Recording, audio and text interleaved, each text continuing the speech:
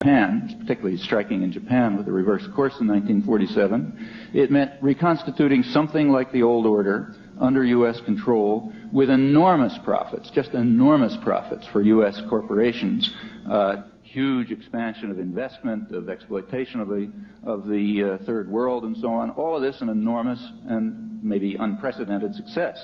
Now, the third world, remember, had a very definite role in that system. Its role was to fulfill its function as a source of raw materials and markets for this conservative, quasi-democratic order that we had reconstructed by pressure and force, in fact, in Europe and Japan. And it did that. When I mention Honduras, that's just a symbol. That's a symbol of U.S. development policies everywhere. I mentioned Honduras because there was only 1 minute. But the point is not that Honduras is exporting snow peas. The point is that Honduras is not producing food. The effect of U.S. policies, take the Alliance for Progress. The effect of the Alliance for Progress policies in Honduras, in Costa Rica, in Nicaragua, everywhere, was to lead to what American economists called an economic miracle. Gross national product went up, and so did child malnutrition, the death toll, misery, and suffering. And the reason is, when you impose, by force, of course, a development model in which production for domestic use is replaced by agro-export for foreign use, people starve, and you make profits. So you take land that was used for subsistence agriculture, you turn it over to ranchers linked to American agribusiness or the Hanover Company and so on to produce specialized vegetables and flowers and beef for pet foods and for the American markets. GNP goes up, profits go up. A small sector of the local economy profits, and the population plummets into disaster. That's why there have been hundreds of thousands of people starving to death in Honduras in the last years, and in fact the same story, pretty much the same story was true throughout most of Central America. Take Nicaragua. Nicaragua did have an economic miracle in the 1960s and 70s. Similarly, child malnutrition doubled, and the general misery vastly increased. That laid the basis of the crisis of Central America. And similar things are true in much of the third world. That's the effect of this development model. Let's ask Mr. Perle about that. You give me a response. The international liberalism that you said you liked, he's saying produces an economic model that it produces crops for export, which profit only a small sector and produces indigenous wide-scale poverty and starvation. Well, I think this is garbage, of course, is the whole notion, the whole notion that American policy consists of a group of people sitting in the State Department and figuring out how we can exploit the rest of the world, which is, in essence, what Professor Chomsky is asserting. It ignores the fact that I don't know what development model he has in mind. I imagine it's a Marxist development model. No. The American model we impose, I'm speaking of if you want to know what I have in mind, it's very simple. Independence. I would like... No, wait a minute. I would like to explain...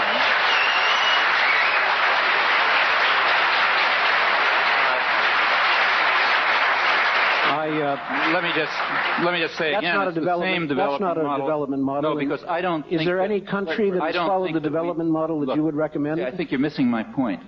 Neither the United States, nor the Soviet Union, nor Britain, or anyone else has a right to ram some development model down somebody's throat. I mean, I can tell you what I think, and in an academic seminar we could talk about how development should take place, but that's not to the point here.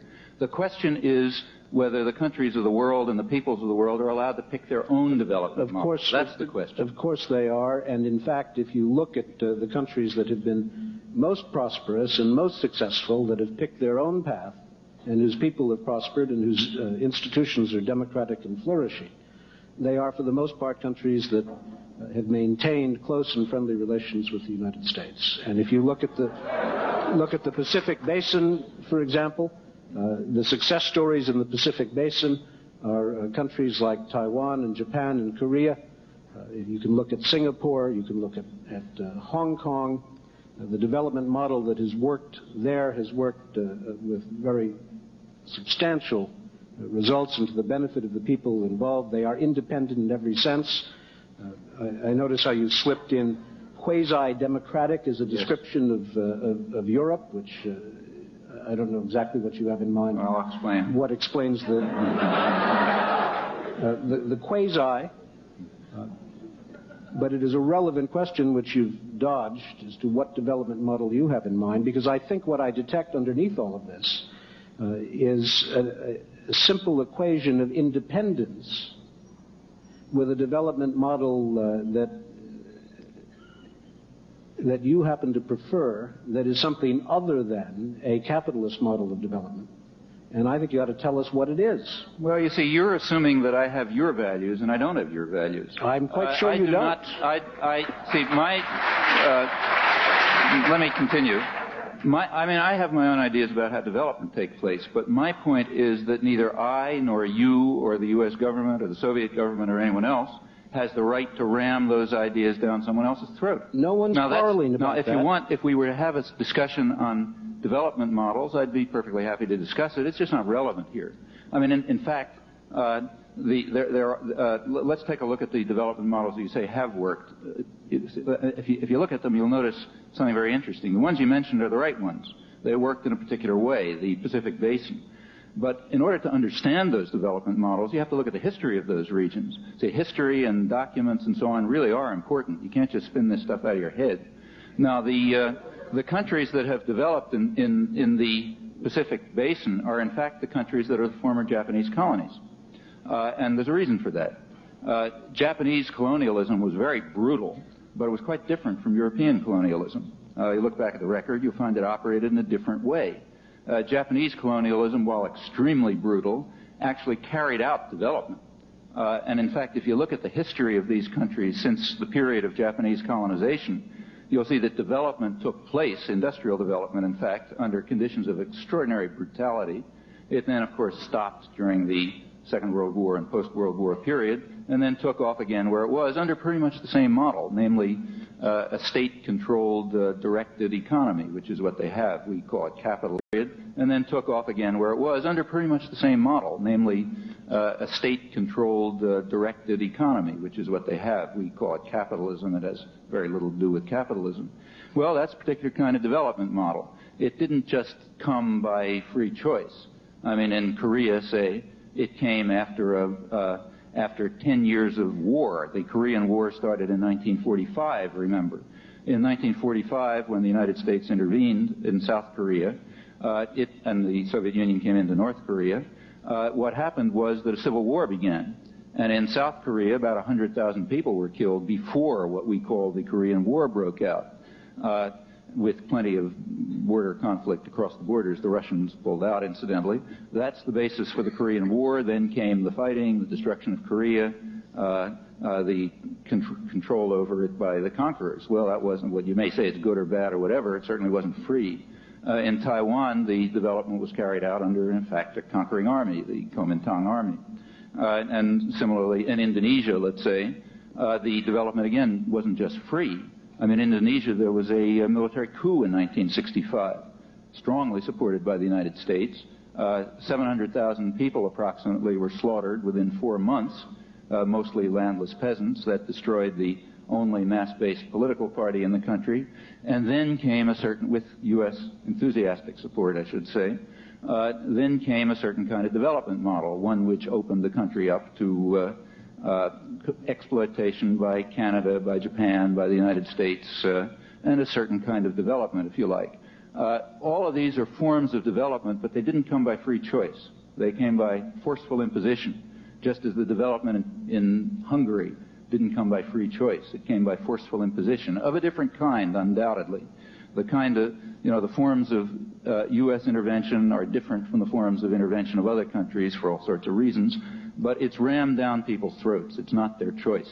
When moves began to take place in a way inconsistent with our officially stated goals, namely when the threat of ultranationalism began to develop, independent regimes responsive to the demands of the population for improvement in their living standards and diversification of production, we have repeatedly intervened by force to block it.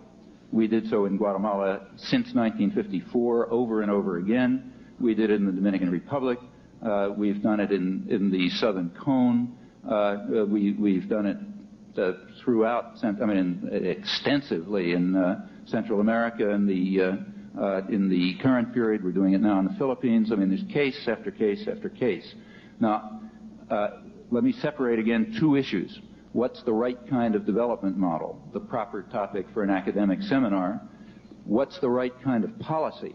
The right kind of policy is one that allows people to be as free as they can to determine the course of their own affairs without foreign intervention, without... I'm going to turn now to some questions from you. The first one, what would you consider a viable alternative to the current Palestinian situation?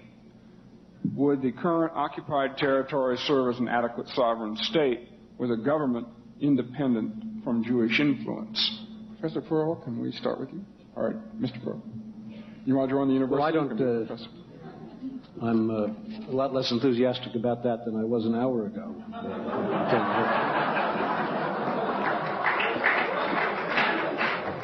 I don't have an answer. And I think I probably differ from Professor Chomsky, who has an answer for absolutely everything.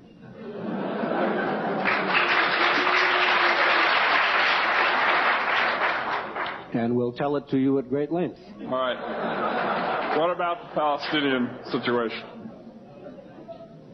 I really don't have a solution, except to say that a precondition for any solution must be a recognition on the part of all parties of the legitimacy of all parties. That is, you cannot build a political agreement on the premise that a Jewish state in Palestine is illegitimate. It isn't going to happen. And if it did happen, it would not be stable or secure. So that seems to me the necessary first step. Professor Chomsky has all but acknowledged that he too thinks that the PLO ought to recognize the right of Israel to exist as an independent Jewish state in Palestine, and I hope he has more influence with them than he's likely to have with the makers of American foreign policy. What about Professor Chomsky, what would you consider a viable alternative to the current Palestinian situation? Well, there's an obvious viable alternative, and the international consensus that I described has in fact outlined it. Most of Europe, most of the aligned countries, the major Arab states, the mainstream of the PLO for well over a decade, have called for a two-state political settlement with arrived at by negotiations leading to mutual recognition. PLO doesn't have to wait for my advice, which I wouldn't give them anyway, to call for mutual recognition of Israel and a new Palestine state. They've been calling for that for years. Now, if you listen to Mr. Perle carefully, you'll notice that a word was sneaked in there. That was the word recognition of their legitimacy. Now, that they will not do. And notice that there's an interesting diplomatic history with regard to the Middle East. The United States has been trying to block a settlement for a long time. After it became obvious that the PLO and the Arab states were quite willing to accept the existence of Israel, that is, to achieve a two-state settlement with recognized borders, with international guarantees, with mutual recognition, and so on. After it became obvious that this was possible, it was necessary to up the ante a notch. And what happened was, and here you take a look at recent American diplomatic history, again I urge you to look at the documents, very informative, you'll notice that the position was changed. It was not enough for them to recognize Israel. They had to recognize the legitimacy of Israel, or the right to exist of Israel. Now, right to exist is something that doesn't exist in international law. No state recognizes the right of any other state to exist. Mexico does not recognize the right of the United States. The rights of other states to exist. That's not true. We reject outright the right of the Soviet Union to exist in its present borders. That's why we have a captive nations week every year. Mexico does not, and we may be perfectly right in doing that.